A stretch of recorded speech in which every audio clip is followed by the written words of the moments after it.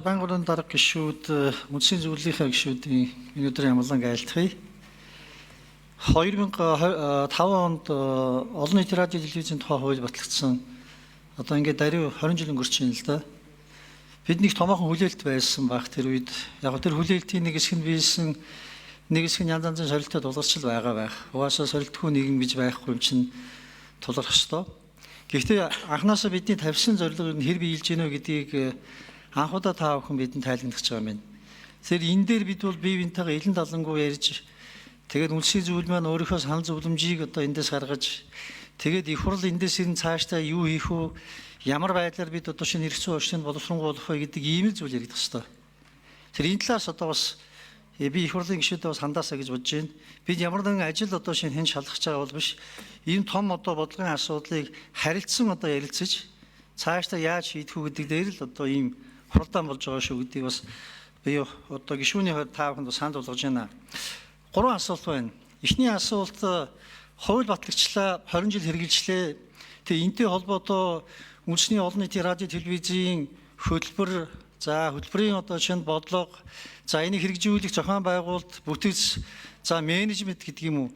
Энэ бүх зүйл дээр энэ зүйл ямар шүү одоо сорилтууд байна.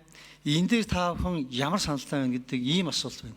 Энийг л бид нар сонсч ийж эндээс бид нар бол энтэй холбоотой энэ шийдэл хийх эсвэл одоо бид бас давхар үүрэг авна шүү дээ. Дагалгавар авна. Энийг ярмаар байна. Нэгдүгээр асуудал.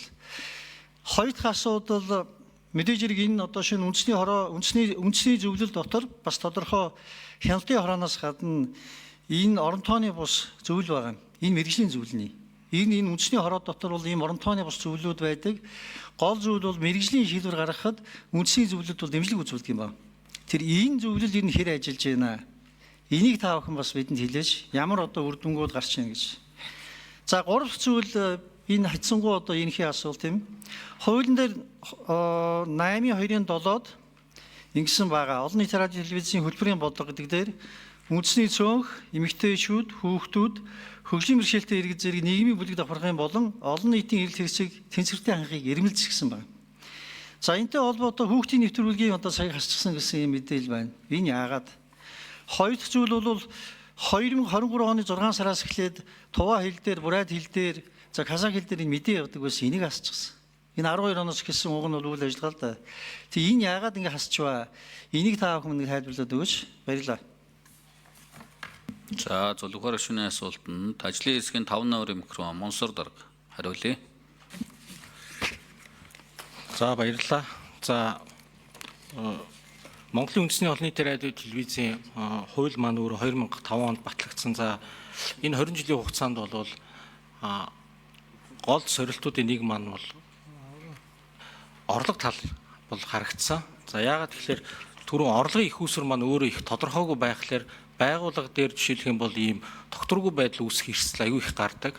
За жишээлх юм бол түрүү хэллээ бид нар орлого тал дээр түрүүн гаргасан төсвөөс бол жишээлх юм бол манай маш 40-оос бараг 50% шахуу төсвөөс хараатай байдаг. За гэтэл тухайн төсөвт бид нар урсгал зардалтай тухайн жилийнхаа төсөвт энэ чинь 7 сараас эхлээд суулгуулах гээд явсаар байгаа л одоо өнөөдөр хүртэл ингээд явж байгаа. За энэ маань өөрөө эргүүлээд хэрвээ бид нар энэчнээс ингээд тодорхой хэмжээний таналт хийлгэх юм бол энэ бол яг цэвэр байгууллагыг бол ийм эрсдэлд оруулах бол ийм аюултай байдаг. Тэгэхээр бидний үндэсний зөвлөл дээр бол бидний яг ярьдаг энэ дотоод одоо юу гэдэг асуудлуудаас гадна гэх юм бол энэ гол бодлогын асуудал бол энэ орлогын тогтвортой байдал. За энийг бол хураамжийн орлогыг бол түрүү хэлсэн. Анх 98 онд бол энэ хураамжийн орлого бол тухайн үедээ бол $1 байхаар дүүцүүлж тогтоосон. Гэтэл өнөөдөр энэ маань бол хөдөлмөрийн хөлсний хэмжээ маань 66 дахин нэмэгдсэн байхад Монголын үндэсний олон нийтийн радио телевизийн Монгол улсын соёлын өвийг тээгч ийм байгууллагын нэг нь бол яг хിവэрээ явж байгаа. За тэгээд ийм эрсдэл байгаа. За орон тооны мэргэжлийн шийдвэр түрүүн хэлсэн энэ юуны манайх энэ хажуудаа бол энэ зөвлөл бол байгуулагдаагүй.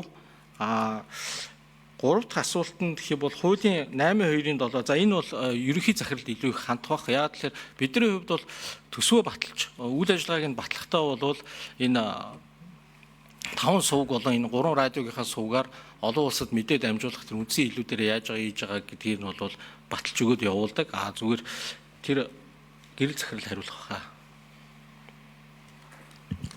За нэмж ажлын хэсгийн 6 номерын микрофон гэрэл захирал. За асуултанд хариулъя.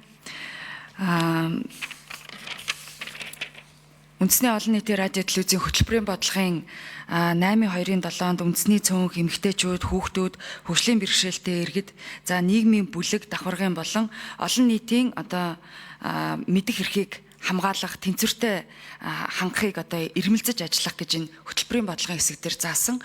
За хүүхдийн нэвтрүүлгийн хувь хэмжээ бол огт буураагүй. Ер нь бол энийг байнгын тогтмол авч явдаг. Хүүхдийн нэвтрүүлгийг тогтмол хийдэг, эфирийнхаа сүлжээнд байлгадаг, байнгын редакцийн үйл ажиллагаа эрхэлдэг бараг цөөхөн эдийн редакцтай байгууллагын нэг бол үндэсний олон нийтийн радио телевиз. Радио дээр мөн хүүхдэд зориулсан нэвтрүүлэг контент, үлгэр, цуврал ийм хичээлүүдийг бас энэ уран сайхны нэвтрүүлгүүдийг хийж байна. За хүүхдэд зориулсан нэвтрүүлэг мэдээллийн цагийг бол бид нар улам үргэлжлүүлж байгаа. За та бол бас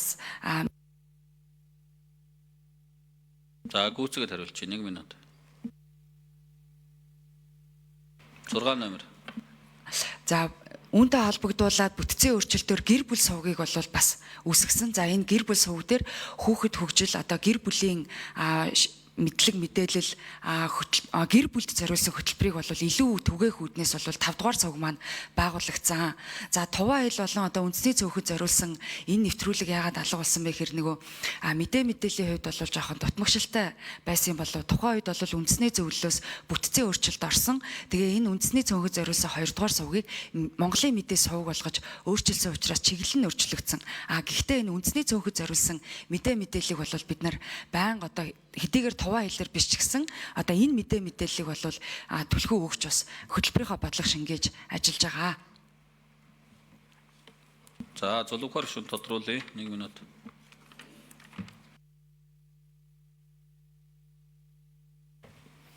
За яг иймэрхүү бидэнд харилцсан мэдээ солилцох нэг чухал байна. Тэгэхээр яг сая Ганбаатар гишүүн гэсэн хэлж энэ NHK-тэй ижилхэн BBC-тэй адилхан ORT, за хятадын CCTV гэдэг ч юм уу, Солонгосын KBS, за тэгээд Туркийн ТРТ-тэй адилхан байх ёстой гэж ийм л зорилгоор энэ хууль анх бол гарсан.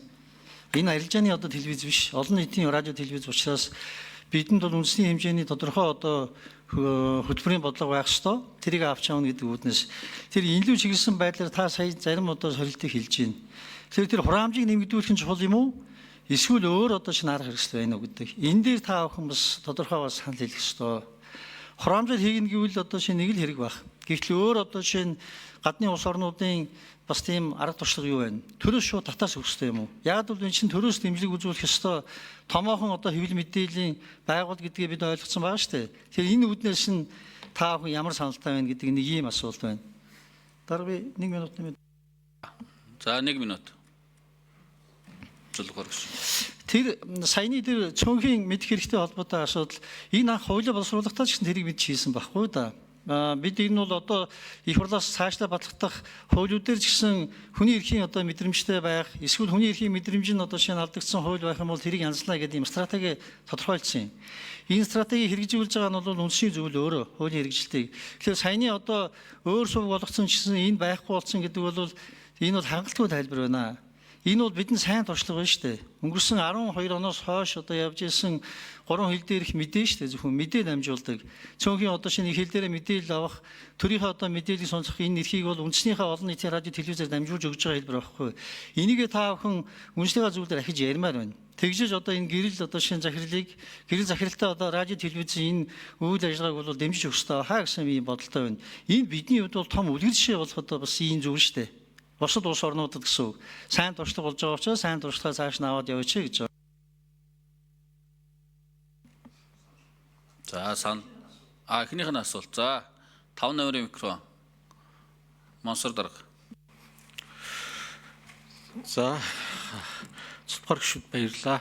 За түрүүн таны хэлсэнчлэн өөр тактикууд бас байж болно. Энэ орлогын талаа бол бид нар ийм илүү аюулгүй болгох. За жишээлх юм бол энэ Туркийн ТРТ-гээ телевиз бол жишээлх юм бол яг хүүхдийнхаа сувгдаа бол тусгаад нь төсөв гаргаж бол санхүүжүүлдэг юм байлээ. Төсөвтөө суулгаж. За бид нар бол яг энэ хувилбаруудыг бол одоогоор судалж байгаа. За тэгээд ер нь бол манай ингээ хураамжийг хэрвээ ингээд аваад үзэх юм бол энэ олон улстай ингээ харьцуулаад үзэхэд бол хамгийн жишээ нь гэхэд BBC буюу Их Британий бол үндэсний олон нийтийн телевизтэй нь бол ингээ харьцуулахад манайх 58.5 дахин бага хураамж авдаг байх жишээтэй. За NHK-ийг бодоход бол 25.5 дахин. За Германы CDF болон ARD-гийн сувгийг харьцуулахад бол 69 дахин. За Италийн RAI гээд олон нийт. За нэмээд 1 минут гүйцэтгэд хариулчээ. 5 номерын микрофон. За Италийн RAI телевизтэй харьцуулахад 28 дахин. За Солонгосынхтай харьцуулахад KBS-тэй харьцуулахад 6 дахин. За SJRG Швейцарьтай харьцуулахад 111 дахин. Австрийн ORF-тэй харьцуулахад 94 дахин, Шведийн SVT-тэй харьцуулахад бол 44 дахин, Финляндийн YLE-тэй харьцуулахад 44 дахин бол ийм бага байгаа. За гэтэл өнөөдөр бид нар энэ даяарч байгаа нийгэмд бол энэ мэдээлэл гэдэг маань өөрөө маш чухал.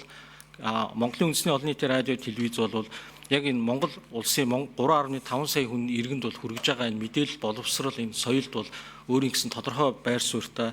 Гэтэл яг энэ өнөөдрийн байгаа энэ хураамжин дээр бол ийм харьцангуй юм хүрэлцээ бол муутай. Тэгээд ингээд эрсдэл үүсгэх юм байдалтай байдаг. За ариун зэг шүү.